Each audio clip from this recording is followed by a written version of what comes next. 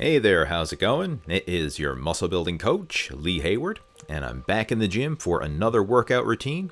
This one is Lower Body Workout 2C, which is the final part of the Upper Lower Body Rotational Split Routine that I've been posting here as a video series on YouTube. Now, before I get into the actual weight training portion of the workout, I'm going to start things off with about 5 to 10 minutes of cardio as a general overall warm-up. And the idea here is just to get more blood flowing throughout the body, to increase your core temperature, to help limber up your joints, tendons, and ligaments, and basically just get your head in the game and ready for the workout that's to follow. So right here I'm doing the elliptical with the moving handles. Sometimes I might use the rowing machine. Other times I might just go for a light jog on the treadmill. I mean, you can do whatever you want as far as a cardio warm-up. The main idea here is just to prepare yourself physically and mentally for the workout that's to follow. And the first weight training exercise of the workout is the leg press. And this is a good overall mass building movement. It's going to focus on training the quads, the hamstrings, as well as the hips and glutes. And when I'm doing this exercise, I like to superset the leg press with the calf press. And I find that it's a very efficient way to train the thighs and the calves with one piece of equipment. So how I usually go about it is I'll just do a set of leg presses, rack the weight, and then move my feet to the bottom of the foot plate where my heels are hanging off the edge and perform a set of calf presses. And this will be considered one superset. So for each set of this exercise, I will do the leg press followed by the calf press. And by doing this, you're basically training your entire legs with one piece of equipment. So you're training your thighs, your hips, your glutes, as well as the calves all in one go. Now with each exercise in this workout, I always start off with a light weight and then do several progressively heavier warm-up sets, building my way up to my top working weight. So in the case of the leg press, I start off with the empty sled. Just go through the motions, and then I'll add one plate per side, do about 10 reps. That's 10 reps of leg presses, followed by 10 reps of calf presses. Add another plate, do another 10 reps of each, add another plate, and keep progressing in that slow, gradual fashion. And doing this is a very safe way to train, because you're going to warm up the joints, tendons, and ligaments gradually, and prepare your body for the heavier weights to follow. In addition to that, it also helps to pre-activate the muscles, so by the time you get up to your top working weight set, you're really in the groove of the exercise and you can get that mind-muscle connection. Now when it comes to this leg press, calf press, superset combo, most people are going to be stronger with the leg press. So as you're building your way up through these progressively heavier warm-up sets, you'll probably get to the point where you're going to have to stop the calf press, meaning that you've hit your top working weight with the calf press, but you'll probably still be able to continue on with heavier weight with the leg press. And that's usually what I do myself. So for example, I may stop at 5 plates per side for the calf press, but then I can continue on adding weight with the leg press after that. And a little tip when it comes to doing the leg press is don't go through an exaggerated range of motion. I mean, simply lowering the sled until your knees are at 90 degrees is going to be adequate for most people. I find that if you try and lower the weight too much, what happens is sometimes your butt and lower back actually rounds off the bottom of the bench. And if this happens, it can place a lot of unnecessary strain on the lower back area. And next in the workout, I'm going to do the inner and outer thigh machines. Now I know a lot of guys watching this are probably going to consider these girly exercises and wouldn't want to be caught dead using the inner or outer thigh machine. But I'm going to tell you, just swallow your pride and do it. There's nothing girly about these exercises because training the inner and outer thigh muscles is critical for your overall leg development.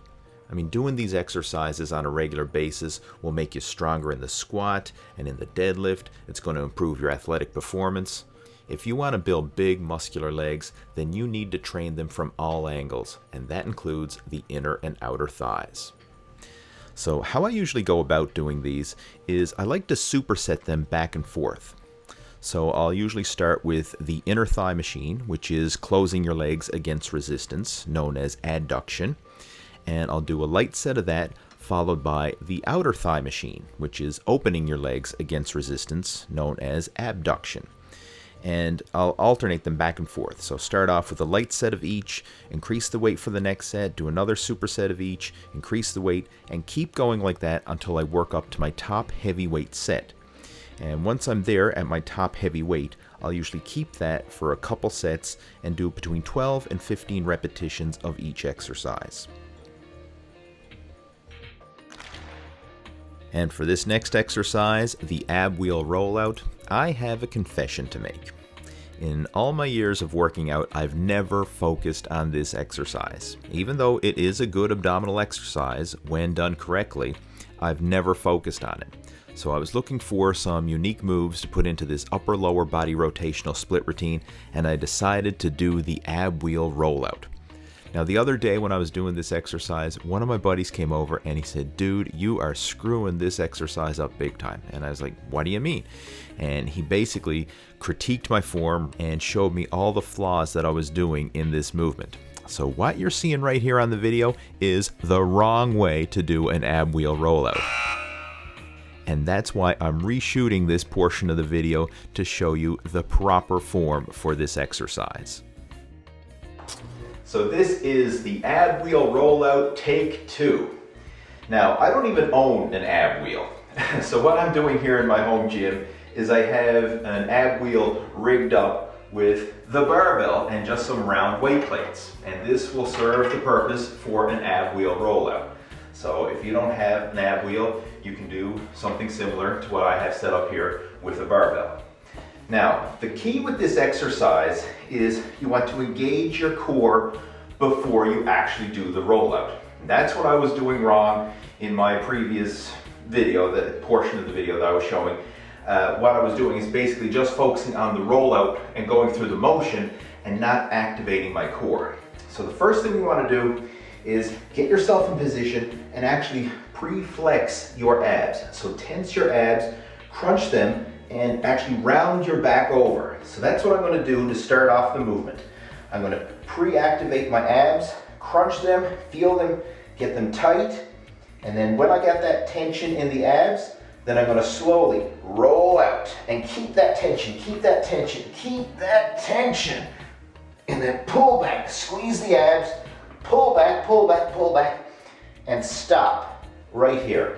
And I'm going to sit all the way back like I was in the previous video, because as soon as you sit back, that engages the hips, and it also takes tension off the abs. So I want to keep that tension right here the whole time. So I'm constantly crunching my abs, holding that, and trying to maintain that tension as I'm doing the movement. Now here in this side angle shot, you can really see how I'm rounding my back at the start of the movement, crunching the abs, and trying to maintain that tension as I go through the motions of the rollout. Now one of the things you may find helpful is to tuck your chin to your chest, and by doing this, it's going to maintain that rounded position and to really emphasize the contraction in the abdominal muscles. The thing about the ab wheel rollout is even if you use bad form, you're still going to feel your abdominal muscles working to some degree. Now, it's not going to be to the same intensity as if you're using proper form, but that's where you can kind of get confused, because as I was doing this exercise, I still felt it in my abs, and I thought I was doing, a good exercise until someone pointed these things out to me. So the main thing to focus on is actually shortening up the range of motion. You don't need to go all the way out. Only go out as far as you can while still maintaining tension in the abdominals. And more importantly, don't come all the way back. What I try to do now is stop when my legs are about 90 degrees. I don't want my butt to go any further back than my knees. Because once your butt sinks back, that's going to engage the hips and it's going to disengage the abdominals. So you'll actually get a break when you sit all the way back, and then you have to kind of re-engage the tension in your abs for your next rep. But if you stop when your legs are at 90 degrees, then you're going to keep constant tension on the abdominals the entire time. Now by doing this, you're going to perform a lot fewer repetitions, but the quality of those repetitions are much better, and you're going to get a much better ab workout because of it. And since I've been using the proper form for this exercise, I've been getting muscle soreness throughout my abs that I wasn't getting before. So that's a sure sign that things are working and that I'm actually getting more muscle stimulation from using proper form.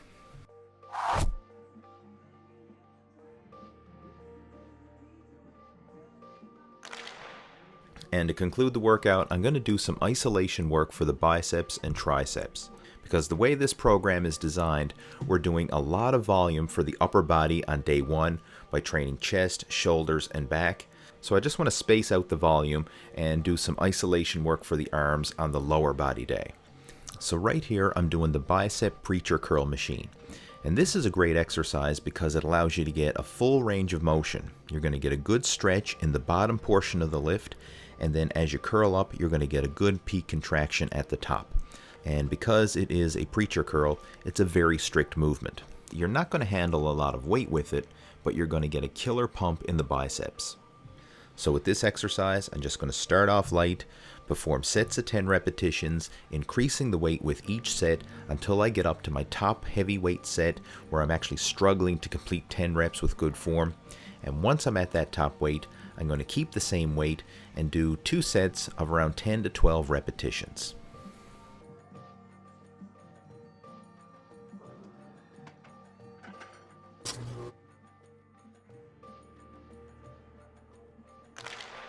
And the final exercise of the workout is the one-arm overhead dumbbell tricep extension.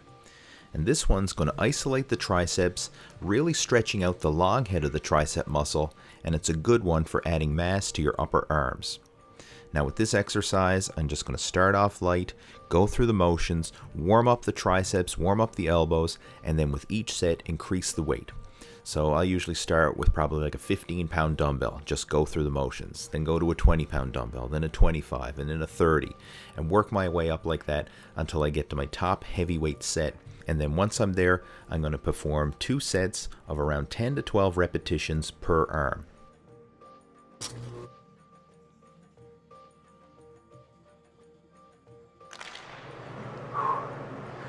Oh, so there you go. That concludes the upper-lower body rotational split routine. So we have a total of 6 workouts in this series. So you'll be hitting all your major muscle groups frequently, but with a lot of different training variety. So it's a fun workout, a lot of exercise variety, a lot of mental stimulation as well, so it'll keep your workouts fun and enjoyable. If you have any questions, comments, or feedback about this, please feel free to post those down in the comment section below. I love getting your comments, and I do respond to them personally. So again, feel free to post them. I'll do my best to help you out in any way that I can. And if you haven't already done so, please subscribe to the Total Fitness Bodybuilding YouTube channel so that you can stay up to date with all my latest videos. And have yourself a fantastic day, and I look forward to talking to you in my next video. Take care. Over and out.